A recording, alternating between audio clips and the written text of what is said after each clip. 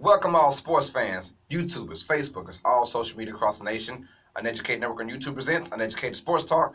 I'm your host, Clayton of Uneducated Sports Talk. That's right, this is my show where we talk sports and get down with it. So before we start, please, if you haven't, like and subscribe to both Uneducated Sports Talk and Uneducated Network, to where you can see Uneducated Sports Talk on those channels on YouTube. We are more than just a YouTube channel, we are a way of life. With that being said, let's get down to it, guys. And guess what? We finally have a playoff series round with the Eastern and Western Conference Finals. When it looked like you always knew that the East was okay. You know, with Boston beat up 2-0, you figured Cleveland was going to get some wins. But with the Warriors being up 2-1, you figured they would go up 3-1 and eventually escape with the series. Well, things have changed. Boston is now up 3-2 against the Cleveland Cavaliers, and Houston and Golden State are tied at 2. They play later on tonight. It's going to be exciting. I cannot wait for that. But let's get on to Game 5 of the Eastern Conference Finals, where it was a pivotal Game 5. Teams who win Game 5, when it's tied at 2, go on to win the series 83% of the time. Now, I mean, things change, and 83%, that means 17% did not follow through. So this was crucial. Cavaliers just offered 2 great victories against the Boston Celtics. Like, role players stepped up. Kyle Korver, George Hill, all those guys stepped up and played and were vital parts. Kevin Love did his thing, and Tristan Thompson was energy, active.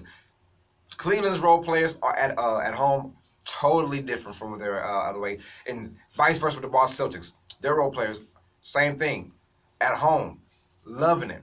On the road, nope, can't do it. So you figured with LeBron James and his crew, LeBron James being the best player on this planet right now, all that momentum they got for those last 2 games, beating Boston and Cleveland, everyone, including myself, figured Cleveland was going to go inside Boston and LeBron's going to put up probably about 35, 12 and 12, triple-double, and the role players would come through and just do just enough to get the victory. No.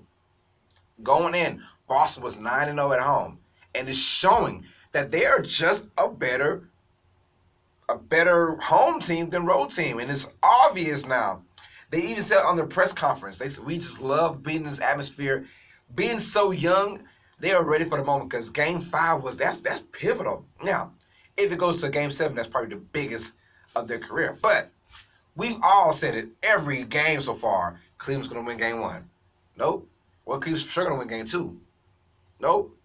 Cleveland's going to win Game 3 and 4. Yes, they won those 2. Cleveland's got to win Game 5 now that they have momentum. See, every time it's going to be Cleveland. We're going to pick Cleveland for Game 6 too. And if they win that game, we're going to pick Cleveland for Game 7. That's just how it is. I'm not going to believe anything until LeBron James is ousted. I would not believe it. But Boston with a big 96-83 victory over the Cleveland Cavaliers to keep it going. They're up 3-2 in the series. 1 win away from the NBA Finals. The Boston Celtics franchise has been there probably, it seems like 30 times now. But if they get there, that would be, in my opinion, an upset. It would be an upset. I don't care how LeBron James supporting cast is. I can care less. If you have LeBron James, who has shown over the last 8 years to be dominant in the Eastern Conference, you have no Kyrie Irving. You have no Gordon Hayward for the whole entire year.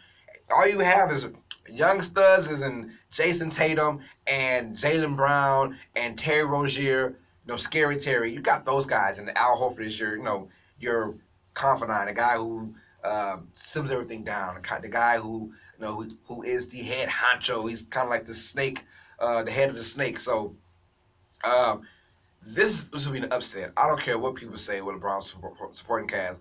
I've seen LeBron take worse to NBA Finals, if you get what I'm saying. So, they looked just in Game 3 and 4 like they were just the best team on this planet. It just shows different atmospheres can hurt or help you. And right now, it's helping Boston in Boston. It's hurting Cleveland in Boston, and vice versa when it goes to Cleveland. So, that being said, the Boston Celtics jumped on top early, 32-19, with a barrage of threes in the first quarter to give them that energy, that boost, because after that, they didn't score no more than 23 points in a quarter for the rest of the way. The Cavaliers' defense showed up. It's just that the Cavaliers' offense, LeBron James led all scores with 26 points. But Outside of him, no one else did anything. Kevin Love had 10 points in the first quarter, finished with 14 points. Jason Tatum for the Boston Celtics, 24 points. He came up huge in this game. And he is one of the rare guys who's actually had better numbers in the postseason than in the regular season. For the he's had more points in the Eastern Conference Finals, than anybody else. He's upped his average up. But Jason Tatum is coming out balling, 24 points, and it's a must win for both teams in my opinion. People are saying it's a must win for the Cavaliers. That's true too. They had to get it because it's kind of if they can't win this one, it's obviously showing that them playing in Boston is not going to help. But it was definitely a must-win for Boston because if Boston lost this, you can guarantee they're out in Game 6. That was a guarantee. Put your house on it. They'll be ousted. But they went out here in a definite victory, and I'm shocked, to be honest. I had the Cavaliers winning 6. And I guess I got the Cavaliers winning 7. Like I said, I would not believe a team to beat LeBron James in the Eastern Conference until I see it. But Boston is showing grit, toughness, especially when they're home. And what a luxury to have the better seed. I've said this numerous times. The Cleveland Cavaliers over the last 4 years, or a LeBron James-led team over the last 6, 7 years, I said they had to have home court advantage throughout to be the favorites. It feels like even when LeBron was in Miami, they were always the second best team and the third best team when it came down to the NBA Finals. They always had to start on the road most of the times. There's a few times where they started at home. But, they always, when we last, like a days ago in the regular season, it comes back to bite you. If you, play with intensity for at least 7, 8, 9 games, you could have had a better seed than the Boston Celtics. That is the reason why the Boston Celtics are up, because they have home court advantage, and they are taking advantage of that home court, if you know what I'm saying. So Boston is up 3-2. I think Cleveland's going to win Game 6. I believe Cleveland wins Game 7 if they go to a Game 7. But the only reason why I'm saying this is because I haven't seen an Eastern Conference beat LeBron James since 2010. It's just like that. I haven't seen it. So it's been, wiped out of my existence, my memory. This is a great team. We know that Boston is a great team against LeBron James, a great player. And right now, that great team is basically beating on that great player. Reminds you of the San Antonio Spurs, but they're a little more dominant, a little more well-oriented. They can win on the road kind of team. Boston can't win on the road, but they sure can win at home. They're proving it. And the way it goes, Game 7, you would think if LeBron James wasn't who he was, you would say Boston just, they're going to win Game 7 because they can't lose at home. Right now, they're 10-0 at home, showing that, hey, it's all going to matter until they get to the NBA Finals, and they're the team that starts on the road. That's different. That's when you need Kyrie. But what significance would it make if Boston, with no Kyrie Irving, no Gordon Hayward, just a bunch of great young talent and good role players, what if they go in there and beat LeBron James and the Cleveland Cavaliers?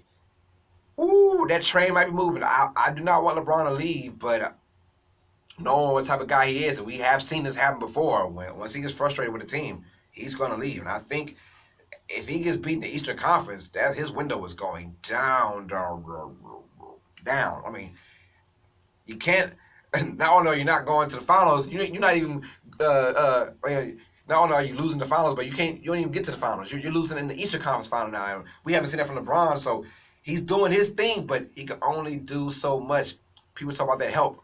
But at the same time, I can't say that because LeBron James has created that notion of he needs help when he's taking words to the NBA Finals. So Boston is up 3-2 with a convincing 96-83 victory over the Cleveland Cavaliers. We'll find out what they're all about in Game 6. Does Boston bring that same energy from home to Cleveland? I don't think so, but we will find out. On the other hand, we have a whole other series with the Golden State Warriors versus the Houston Rockets. Golden State goes into Game 4 up 2-1. Seemingly, everything is in their hands. They start off hot in Game 4, 12-0, matter of fact. They end the third quarter, going into the fourth quarter up 80-70 with Steph Curry going off. And then somehow, Houston Rockets relied on defense to get them a victory. That was crazy. Now, if you would have told me the Rockets were going to win a game in the Golden State, I would have laughed at you. Like, no, that's not going to happen. Now, Andre Iguodala, yes, he is a big key, but he's not the ultimate factor. They can win without him. But Andre Iguodala being out kind of, damper their rotation, and you had Steph and Kevin and Draymond playing more minutes than usual. Klay Thompson went down with apparent knee injury. He came back to play in the game, but just wasn't really the same. He did hit 2 threes though. So you wonder if Andre Iguodala's injury was sort of big, but when you got Kevin Durant, Steph Curry, Klay Thompson, and Draymond Green on the same team, you can't complain about that. Andre Iguodala is a nice addition to have, part of the Hampton crew, but he's not the end of all ends. So that being said, I'm very shocked that Houston came in and won a game in Oracle. Because if they would have lost this game, it was a must win. If they would have lost this game, it is 100% over. It's just a matter of when it's going to happen. Now, tied at 2-2 going back to Houston. Ooh, they win 95-92 in Game 4, only give up 12 points in the fourth quarter. That's it. They outscored 25-12 to win that game. And that's off of grit, defense, and they put a lot of pressure on Kevin Durant. They are up in his body, whether it's Chris Paul, whether it's James Harden, who played defense. He played defense. It wasn't great defense, but we wanted to see some effort, and he put in effort. And Steph Curry, and he went off as usual, but it wasn't enough. It was a great game. It was one of those great playoff battles. 95-92 game, and in this day and age, that is a low-scoring game. So we saw some excellent things going on, some fantastic things going on. So it was a great game. Houston winning 95-92 with just great defense. Golden State looked like they were confused. They went a lot of isolation towards the end. They tried to go with the plan with Draymond Green, but when Draymond has the ball, plays are being set up. And the last 4 or 5 possessions, Draymond didn't really have the ball, either Kevin Durant or Steph Curry, shooting no crazy shots, man. So I'm very excited about what's going on with these conference finals. So let me know how you guys feel. Who do you guys have winning the series? I still have Golden State winning, but now I got them winning in 7. I had them winning in 6. And they can still win in 6, but I think it'll go 7. Excuse me. I'm sticking with Golden State in 6. I think they win Game 5 and Game 6. They win in Houston and they win in Golden State to wrap it up. So I still have Golden State. I still have Cleveland. You never know, but the way this series is, it's starting to get interesting now. Things are starting to get a little bit, okay, here we go. And I like that feeling from the NBA playoffs. We need more of that, and I hopefully it continues, and hopefully we have a great finals, whoever's in it, So please like, comment down below, subscribe to Uneducated Network and to my show, Uneducated Sports Talk, where you can see on Uneducated Sports Talk and on Uneducated Network. That being said, sports fans, this is Clayton, and stay smart, stay uneducated. Peace.